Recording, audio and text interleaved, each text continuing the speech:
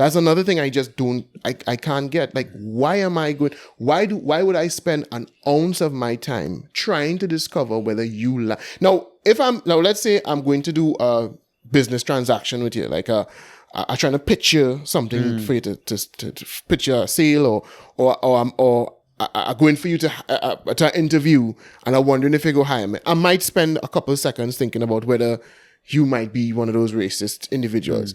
And I have found myself considering it if I've been interviewed by an Indian person. Right. I have thought I wonder if you are one of those kinds of Indians, right?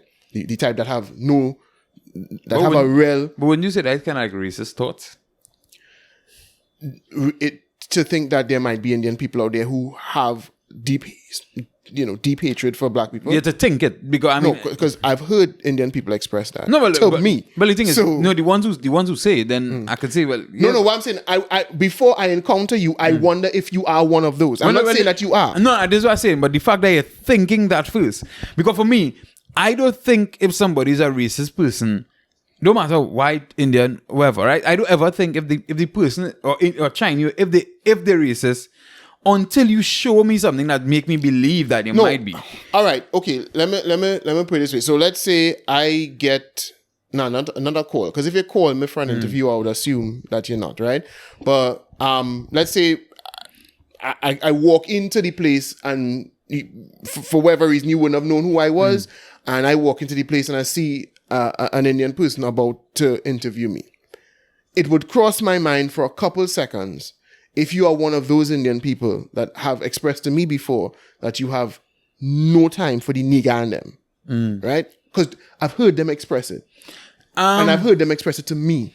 All right. So I would wonder I'm not saying... So, no, and this... Just now. And this is where I want to say, because I understand your point. And so I don't think I needed to go too much deeper into it.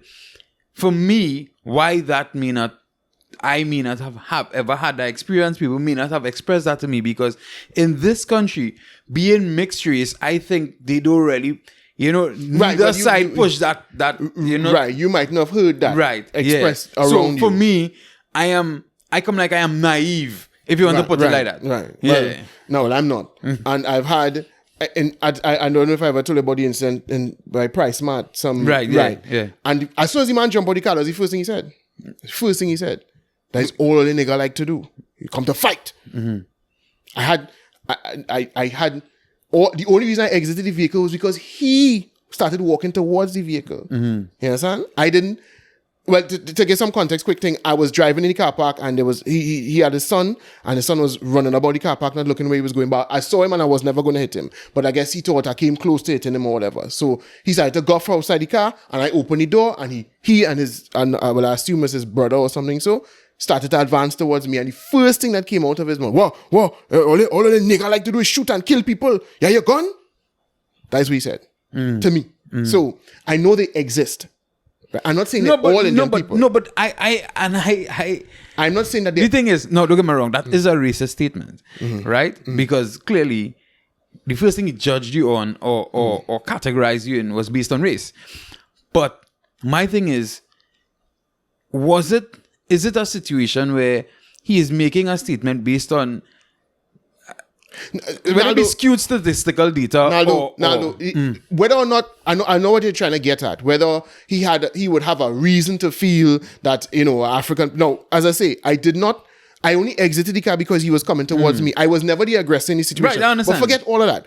What I'm saying, the way he said it to me, I knew that he taught in if he taught in that feeling because somebody he was raped, well, not maybe raped, but he was robbed by a black man before or whatever. They're living in an area and is get harassed by, I don't know. But the point is, I can tell he's taught in a feeling towards my race of people. So all I'm saying is that I know that they exist, that they are people.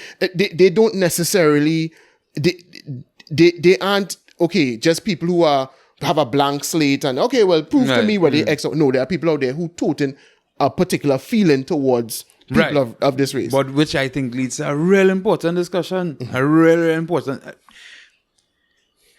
No, people can't say, Dan, that can't ever make sense, but probably naive me, right? I think... So, can you say that sometimes some degree of racism or prejudice, right? Because racism is a form of prejudice, right? Could have a base, if you understand what I'm saying. It could have some sort of justification from... I think everybody has a reason why they feel they hate somebody. They could have grown up in a household where that was drilled into them. It could have been, like I say, maybe they're living in an area and they've been harassed by the little gangsters in the area and whatever, and they develop a feeling. And I'm not here to be a psychologist or to judge whether you should or shouldn't. And all I'm saying is, the only thing I said that to say was that it sometimes runs into my mind. If I need to get something from you, I would think for a while, I wonder if it's use one of them. No, I'm going to try not to let it come over in the way I deal with you. But it will cross my mind. I'm not going to go in there feeling, well, it was all hunky-dory and everybody just has all these, we just have, jolly thoughts about each other. No, you could be one of those. No, I'm not saying those who exist on the other side too. I'm not saying that there are African people that toting real hatred for Indian people. So all I'm saying is... All white people. Right, exactly. But all I'm saying is that that's the only time racism even enters if I need to get something from you. And so now I'm entering into a negotiation and I want to know, I wonder if you's one of them. Right? Yeah. But that is it. After that, your thoughts about me don't enter my brain at all. You don't like my skin tone. You don't like my hair texture. I don't give a shit. No, probably if I had the same experiences that you had, I may not deal with it the same way. I don't think it will bother me or I would have sleepless nights, but I would be one of the people who want to know why. Not because I want you to like me or not, but I just like to know what the history is like. Like, what caused you to reach here? Is it something you were taught at home? Is it that you were robbed? Is it that when you watch the news, everybody who looks like me, or everybody who looks like... Everybody who's every time I see a mugshot, it's somebody who looks like me. Right. If it's something like that, then I would be like, nah, I want to hear your side. That's me. I genuinely just want to know, like. Well, I mean, I kind of, because growing up in the household I grew up with, I had my grandmother's brother, one of them in particular, more than one, but one of them in particular, used to express some very racist thoughts all the time, right? And it's been explained to me how the relations between the races soured in the early stages because there was a certain degree of jealousy, the way that the indentured laborers came here as some of the benefits they were afforded that Africans weren't. And then when Africans were liberated and run away from the fields, they kind of, used to watch the Indians who work in the fields as if, haha, look at you, you're a dotish man farming, I in the tongue. And so they used to, tease some Indians, call them country bookie and things. No, so, we have never had this conversation, right? This part of the conversation. And I'm telling you now that from my Indian grandfather, he gave me the other side of the story. Right. Okay. Right. You understand what I'm saying? Right, exactly. And so I'll let you finish and then I'll give you... Well, that's it. So I could see how it would have emanated, how it would have festered on the other side. Yeah. Right. So... what I would admit that based on what my grandmother said and what he said, he was disowned by his Indian family because he married outside of the race. I don't know if it was the race or the religion. Right? But he married outside of whatever it was. Being not Hindu. Right. Because his family was Hindu. Right? And what he told us is that plenty times when they finish work the fields and they take in their produce, however, this is after they finish work in the indentured contracts, right? Some of them got land and whatever, and they decide to plant and whatever the case may be. They say that Negro people will trouble them, and sometimes some of them will take their things, right? They would take advantage of them. They would top them up basically and take some of the produce. on your bike and say, hey, look, he only kicks your bike there and kick him down and take his things. And he said that is one of the reasons that Indian people had this particular view of African people. Now, the thing is, I don't know, I wasn't there. That's his side of the story.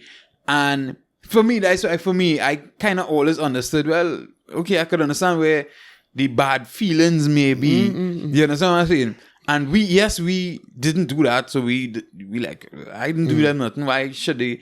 But then, of course, these things trickle along and they carry these stories and they carry these stories. And then they have a particular perception of either side. Right. So for me, that's why I never really get involved too much and beat up over race too much. And that's why all you could do is affect you. I can't go back in the past and deal with that. I can't change nobody. All I could do is, all right, Breds, listen, I go deal with things in this way. I will wait for you to show me the kind of person you are. And yes, like everybody else, prejudice will dwell in my brain. I will try my best to kind of pat it down and make sure and try and treat people with a basic level of respect and move on. That's all I could do.